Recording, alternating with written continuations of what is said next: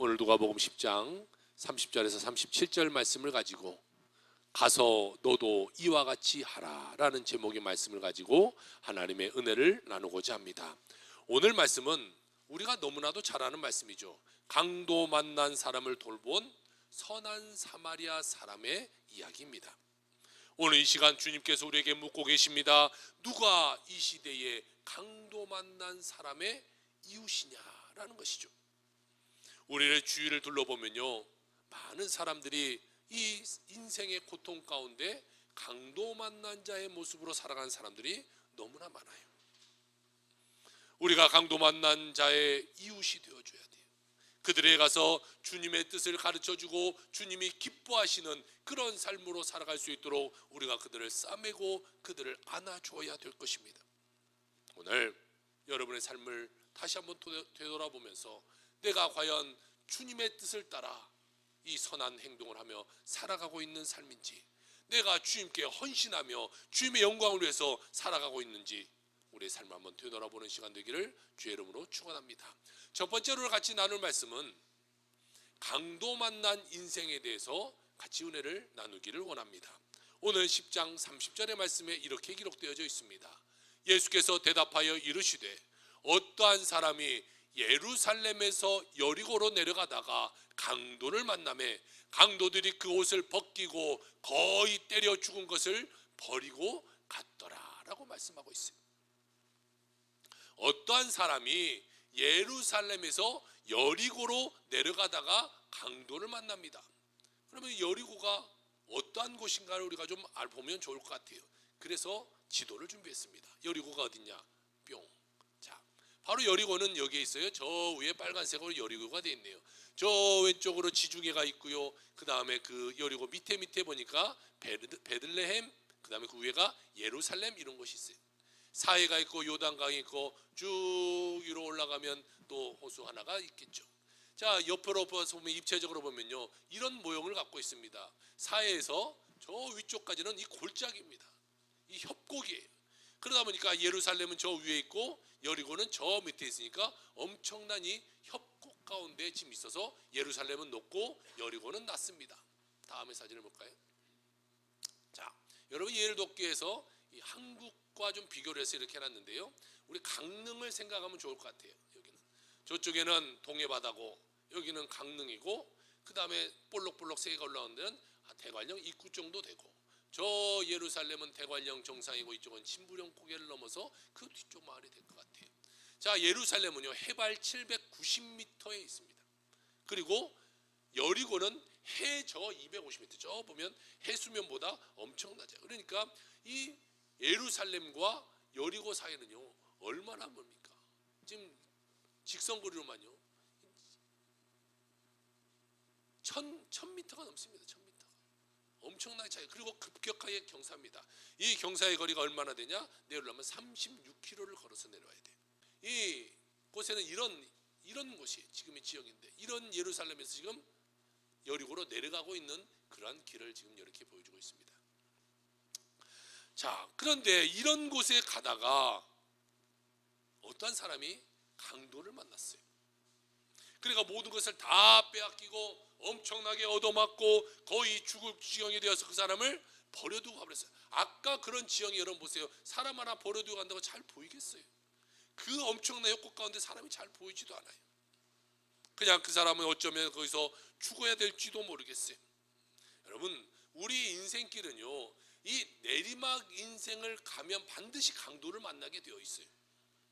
예배를 사모하는 마음이 사라지고, 열심히 사라지고, 봉사했던 나의 옛 모습은 사라져버리고, 말할 수 없는 스트레스와 고통과 괴로움을 겪는 그 강도를 만나게 되고, 배신과 미움과 분노의 강도를 우리가 이 내리막길을 갈 때에 만나게 된다는 것이. 그러므로 우리는 다시금 첫사랑을 회복해야 돼요.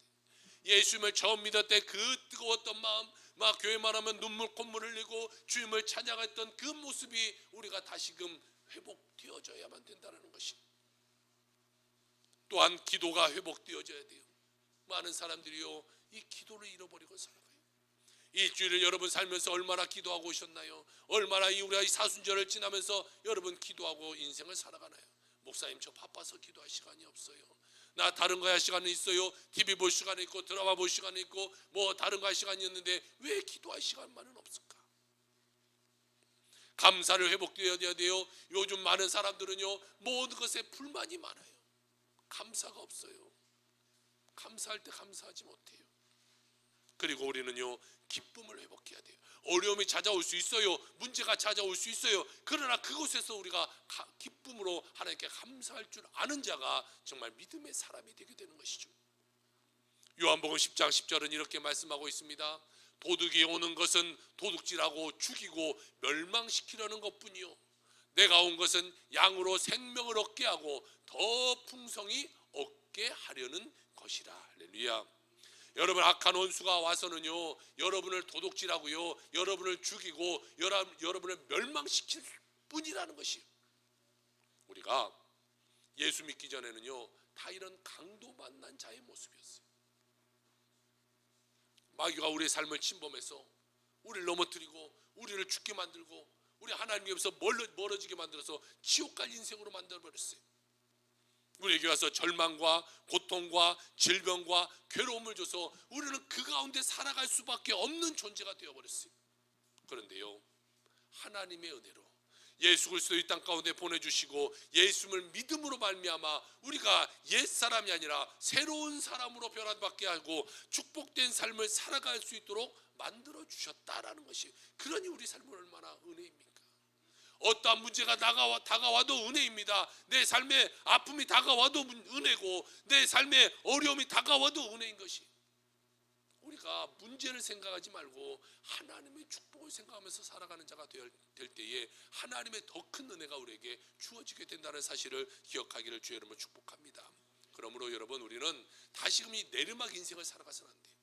신앙의 내리막길을 가면 다시금 마귀가 거기서 기다리고 있는 거예요. 강도가 기다리고 있는 것처럼 철저하게 예수님 중심 또한 십자가 중심으로 살아가는 여러분의 삶이 되길 주의 이름으로 축복합니다. 두 번째로 오늘 성경은 말씀하고 있기를 강도 만난 사람을 외면한 사람들에 대해서 오늘 이야기하고 있어요. 오늘 31절 32절을 봅시다. 마침 한 제사장이 그 길로 내려가다가 그를 보고 피하여 지나가고 또 이와 같이 한 레위인도 그곳에 이르러 그를 보고 피하여 지나갔다, 이렇게 말하고 있어요. 먼저 제사장이 지나갑니다.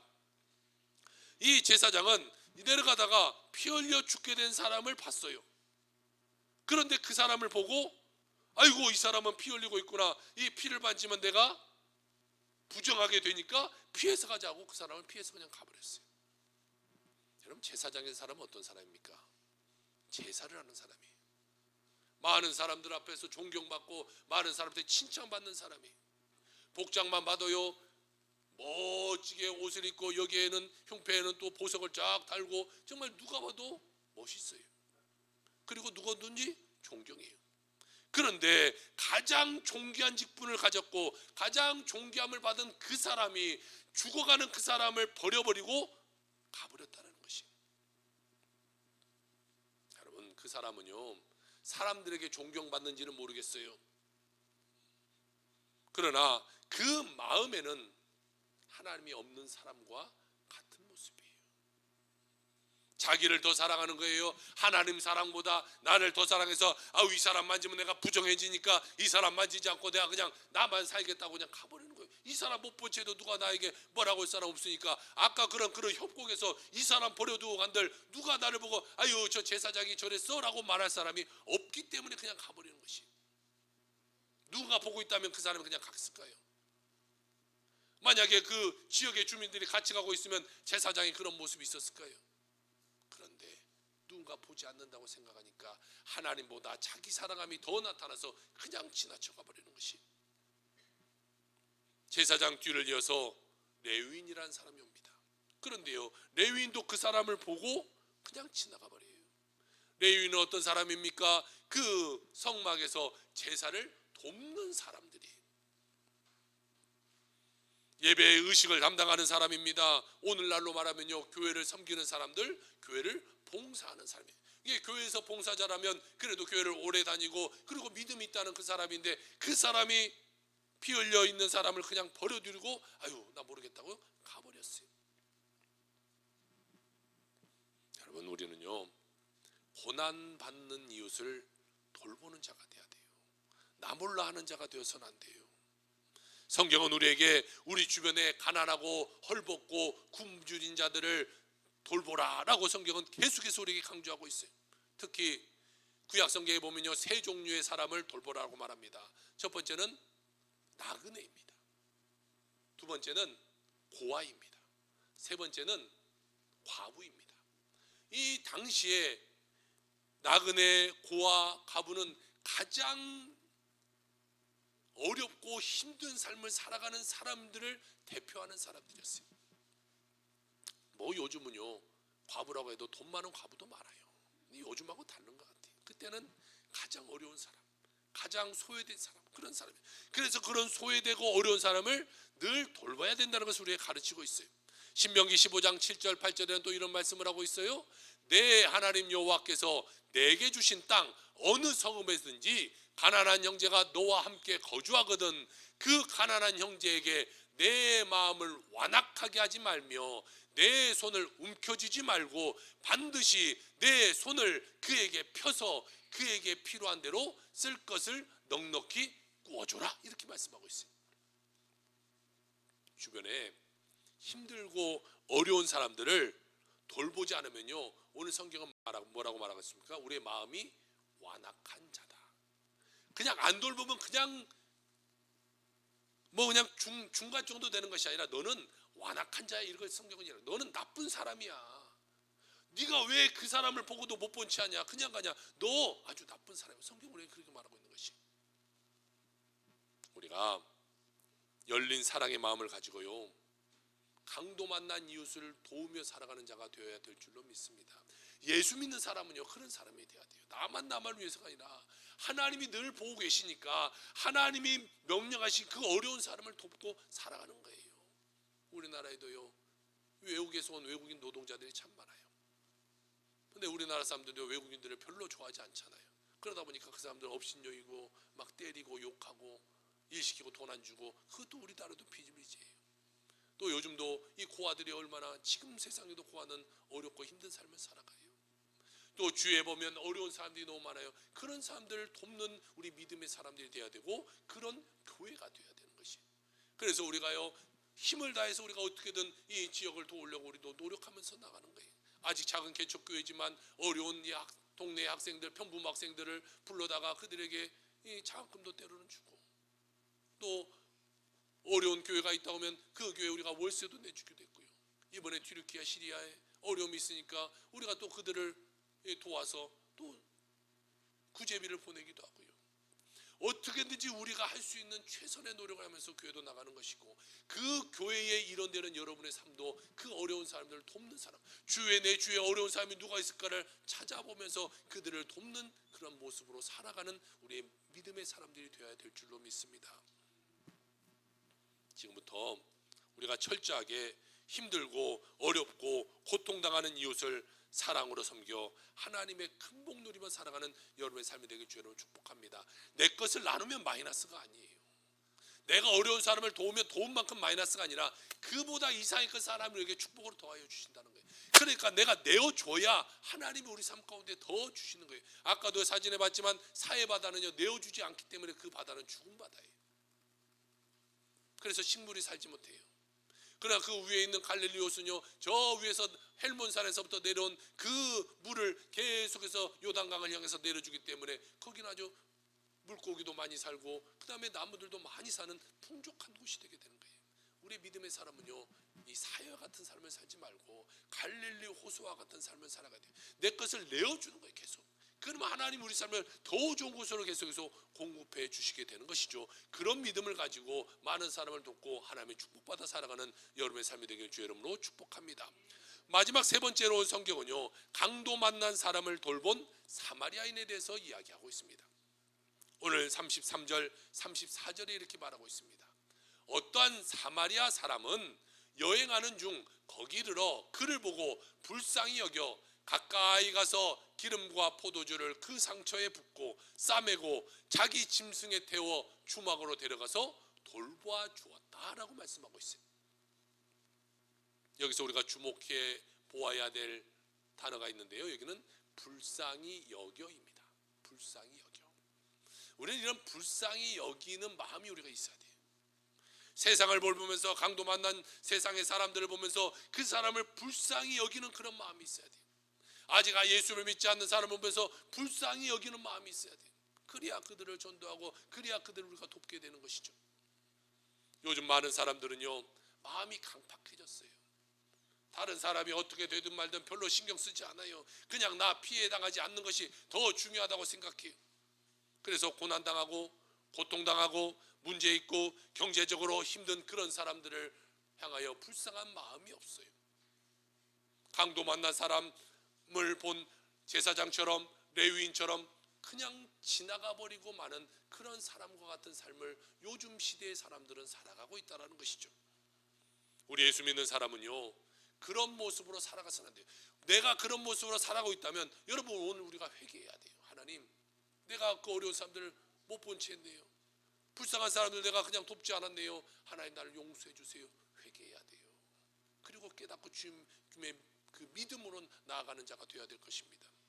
사마리아 사람은요, 당시 유대 사람은요, 사람 취급하지 않는, 유대 사람들이 사람 취급하지 않는 그러한 사람이 사마리아 사람입니다. 그러니까 예수님 시대도 보세요. 이 예루살렘에서 저 위에 갈릴리로 가다 보면은 사마리아 땅을 지나가야 가장 빠르게 가는 길인데 그것으로 가지 않잖아요. 그래서 저기 이 바닷가 쪽으로 가서 올라가던가, 아까 보면 협곡 따라 올라가던가, 더 멀지만 사마리아 땅을 피해서 가는 거예요. 왜? 사마리아 사람들과 상종하기 싫은 거예요. 그들은 이 혼혈 민족이다. 또한 그들은 이방 족속이다. 이렇게 생각했어요. 아유, 그들은 개야, 그들은 돼지야, 이렇게 생각했어요. 개만 더 못한 족속. 그런데 내가 그 땅으로 지나가, 아유, 난 그 땅 지나가지 않아, 이렇게 하는 거죠. 그런데 예수님이요, 제자들과 함께 할 때 일부러 사마리아 땅을 지나가잖아요. 그리고 사마리아 여인을 만나잖아요. 왜 그래요? 일부러 그 어렵고 힘든 자들을 주님은 찾아가는 거예요. 그들을 업신여기지 않는 거예요. 그런데 오늘 보세요. 그 사람들이 개, 돼지 취급하는 이 이방 족속 혼혈민족인 사마리아 사람이 그 매 맞아 쓰러져 죽어가는 그 사람을 돌봤다라는 것이. 우리 한국에도요, 버려진 아이를 돌보는 이 베이비 박스 사역을 하는 이종락이라는 이 목사님이 있어요. 네. 뭐 TV 속에서도 이 베이비 박스에 대해서 한번 보셨을 것이. 이 목사님에게는 아들 하나가 있었습니다. 이런 아들이 있었어요. 뇌성마비로 태어나서 지체 장애인 아들이 있었습니다. 그러다 보니까 이 아이를 보면서 장애아에 대한 그 마음이 생기고, 그래, 내가 이 장애우들을 돕는 사역을 해야겠다라고 생각하시고 장애인 사역을 시작했어요. 그래서 그 장애인 사역을 하고 있는데 어느 날 그 사역하는 집 앞에 누가 이 생선 상자를 하나 딱 놓고 간 거예요. 야, 그래, 누가 내가 어려움 당하고 이렇게 어려운 사람을 돕는 걸 알고 맛있는 생선을 갖다 줬는구나 라고 가서 열어봤더니요, 다운 증후군에 걸린 갓난아이가 거기서 식어간 채 죽어가고 있는 거예요. 얼른 그 아이를 싸매 들고 집에 들어가서 그 아이를 잘 케어해서 그 아이가 살아남게 만들었어요. 그리고 그것을 계기로 이제 베이비 박스 사역을 시작합니다. 베이비 박스는 이렇게 생겼어요. 누군가 와서 이 아이를 저기다 넣어두면 저 안쪽 건물 안에서 아이를 가져가는 그러한 이 모습이죠. 요즘은요, 저기 아이를 넣으면 3분간 문이 열리지 않는다고 그래요. 그래서 왜 그런가 찾아봤더니 또 그런 아이를 또 훔쳐가는 사람들이 외국에 많다고 하대요. 그래서 그 아이를 넣어놓고 그러면 안쪽에서 그 아이를 받아서 그 아이를 케어하는 거죠. 2009년부터 베이비 박스 사역을 시작했는데요, 뇌성마비를 앓던 아들은 2019년에 천국으로 갑니다. 2009년부터 이곳에 버려져서 돌본 아이가 현재까지 2,000명이 넘는다고 그래요. 이 아이들이요, 반듯하게 잘 자랍니다. 그리고 사회에서 훌륭한 주님의 일꾼으로 현재도 살아가고 있어요. 여러분, 이 목사님의 귀한 사랑은, 사랑의 실천은 불쌍히 여김에서부터 시작한 거예요. 아, 그 아이들이 불쌍하다. 버려진 아이가 불쌍하다. 내 아이가 불쌍하든 다른 아이도 불쌍하다 이거죠. 오늘날 여러분, 얼마나 많은 아이들이 버려져서 죽는지 몰라요. 태어나도 제대로 돌봐주지 않아서 또는 학대받아서 죽은 아이들을 요즘 얼마 전에도 여러분 뉴스를 통해서 우리가 보지 않았습니까? 부모가 아이 놓고 그냥 며칠씩 가서 놀다 오는 거예요. 그러다 보니까 아이가 죽고 먹이지 않고 그 아이를 감금시켜서 맨날 때리고 그러다 죽고. 더 심각한 것은요, 태어나기도 전에 낙태로 죽은 아이들이 이 땅에 얼마나 많은지 몰라요. 우리나라에 작년 한 해 동안 태어난 신생아가 24만 명이라고 그래요. 10년 사이에 절반으로 줄어버렸어요. 심각한 문제입니다. 합계 출산율이라는 건 뭐냐면 가임 여성, 임신할 수 있는 그 여성이 평생도록 아이를 낳는 명수가 몇 명인가를 이걸 계산해 봤더니 작년에요, 전국의 평균이 0.78명. 이 여자가 평생 아이를 낳는 것이 0.78명이에요. 남자는 아이를 못 낳으니까 같이 결혼해서 몇 명을 낳냐? 0.78명 낳는 거예요. 그런데 서울의 평균을 보니까 0.59명이에요. 그러니까 서울은요, 두 집 걸로 한 명 낳는 거예요. 두 집 걸로 한 명. 그게 4명이 한 명 되는 거예요. 이대로 가다가는요, 이 아이들이 성장해서 대학 갈 한 18년 후에는 대학교에, 지금에 있는 대학교의 3분의 1, 많게는요 2분의 1 정도가 대학교가 없어져 버리는 거예요. 그러니까 지금의 대학들이 살아남기 위해서요 엄청난 지금 경쟁을 하면서 막 버티고 있는 거예요. 이것을 해결하지 않으면 우리 대한민국도 위기에 다가올 수밖에 없어요. 여러분 보세요. 이렇게 가서 몇십 년 지나면요 우리나라 사람 몇 명 남겠어요? 4명이 1명 된다면요, 지금 한 된다 6천만 된다고 해봐도 몇 명 되겠어요? 2천 명 남을 거예요. 그럼 우리나라 경제가 돌아가지 않겠죠. 그런데 문제는요, 작년에 태어난 아이가 24만 명인데 작년에 낙태로 죽은 아이가요 100만 명이라는 거, 우리나라에. 엄청나게 심각한 문제죠. 그런데 2번 이상 이 낙태를 한 여성의 50%는요 미혼 여성이래요. 이게 결혼하지 않는 이 여성이 벌써 2번이나 낙태를 한 사람이, 모든 여성의 낙태한 여성이 50%. 문제예요. 정말 이 시대 문제예요. 그런데요, 이 대한민국 국회의원들은요 그 낙태법을 통과시켜버렸잖아요. 우리나라 낙태해도 괜찮다. 그러니 100만 명이 이제 몇 명이 될지는 모르는 거예요. 합법적으로 다 그냥 해버리니까. 여러분, 이런 사람들이 다 강도 만난 이웃이에요. 예수님의 사랑으로 저들을 우리가 돌봐야 돼요.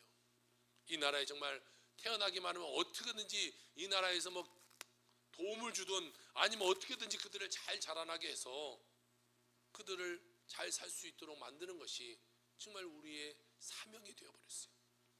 우리가 불쌍한 마음을 가지고 강도 만난 이웃을 잘 돌보는 삶이 되어야 될 것입니다. 오늘 누가복음 10장 35절은 이렇게 말하고 있어요. 그 이튿날 그가 주막 주인에게 데나리온 2를 내어주며 이르되 이 사람을 돌보아 주라. 비용이 더 들면 내가 돌아올 때에 갚으리라 하였으니, 이 사람은 나를 개취급하는 사람이에요. 그런데 그 사람을 데려다가 주막에 앉혀놓고 돈을 2 데나리온을 줬어요. 그리고 내가 이 사람을 잘 치료해줘라. 그리고 내가 돌아올 때 치료비가 더 들고 이 사람의 묵은값이 더 들면 내가 더 줄 테니까 걱정 말고 이 사람 치료해줘라. 이렇게 말하는 거예요. 여러분, 나에게 잘해준 사람은 내가 조금 이렇게 해줄 수도 있을지도 모르겠어요. 그런데 나를 업신여기고 나를 개취급하는 이런 사람들을 데려다가 이렇게 선을 행한다? 이건 쉬운 일이 아니에요.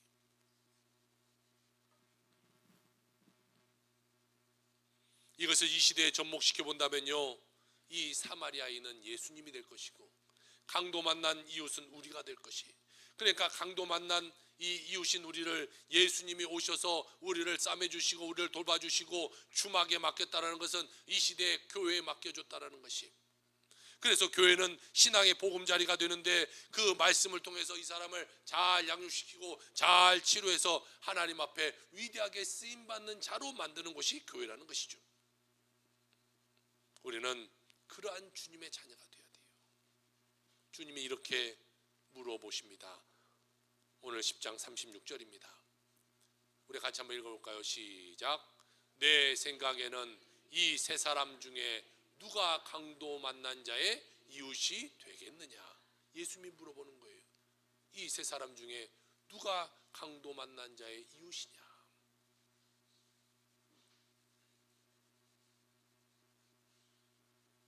그리고 다시 한번 말씀하십니다. 37절입니다.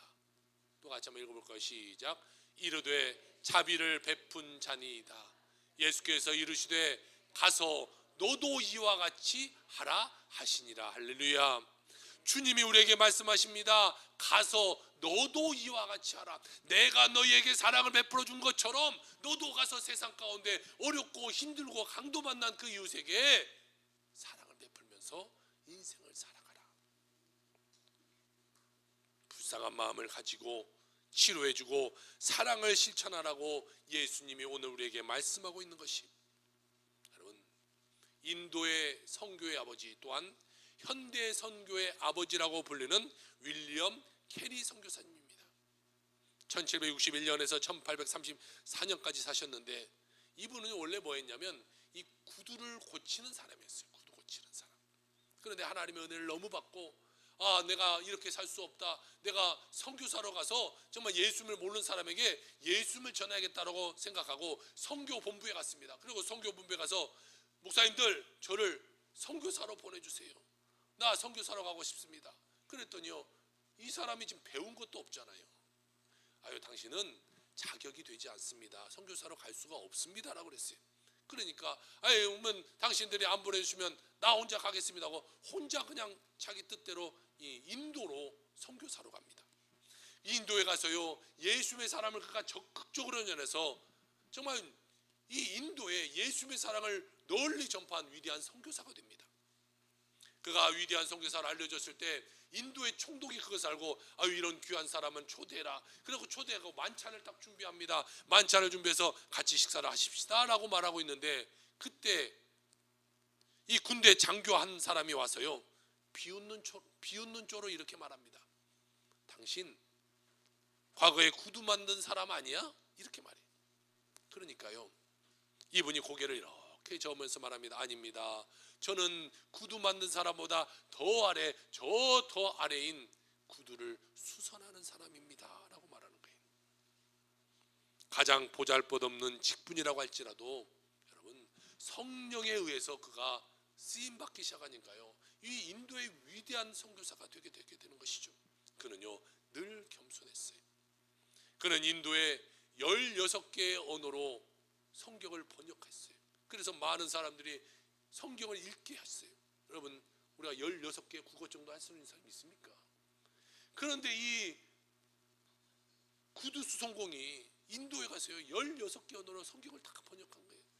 성경을 번역하기는커녕 성경이라도 우리가 다 제대로 읽어보셨는지 모르겠어요. 예수 믿는다고 하면서도. 근데 그가 얼마나 노력했는가를 우리가 안 봐도 알겠잖아요. 가서 언어를 열심히 공부했을 것이고 또 성경을 열심히 공부했을 것이고, 그래서 그들의 맞는 언어로 그것을 다 16개로 다 번역했어요. 그러니까 많은 사람들이, 인도 사람들이 다 성경을 읽기 시작했고, 거기에서 세람포 대학이라는 것을 만들어서 학생들을 가르치기 시작해서 훌륭한 인재들을 배출하기 시작합니다. 여러분, 이 사람은요, 못 배운 사람이에요. 그런데 많이 배운 사람보다도 더 크고 더 위대한 업적을 남긴 인도의 도덕적 기초를 세운 사람이 되었어요. 그가 이런 말을 합니다. 하나님으로부터 위대한 일을 기대하십시오. 하나님을 위하여 위대한 일을 시도하십시오. 여러분이 하나님을 위하여 위대한 일을 시도하는 여러분의 삶이 되길 주님 축복합니다. 나는 못해, 안 돼, 난 할 수 없어가 아니라 해보는 거예요. 해보는 거.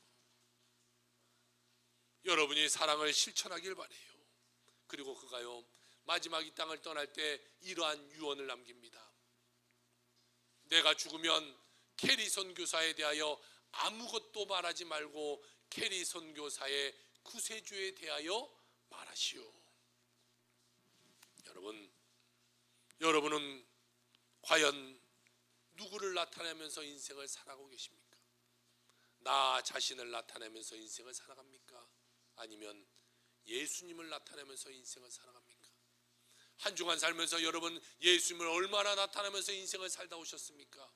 나만을 혹시 외치다 오시지도 않았습니까?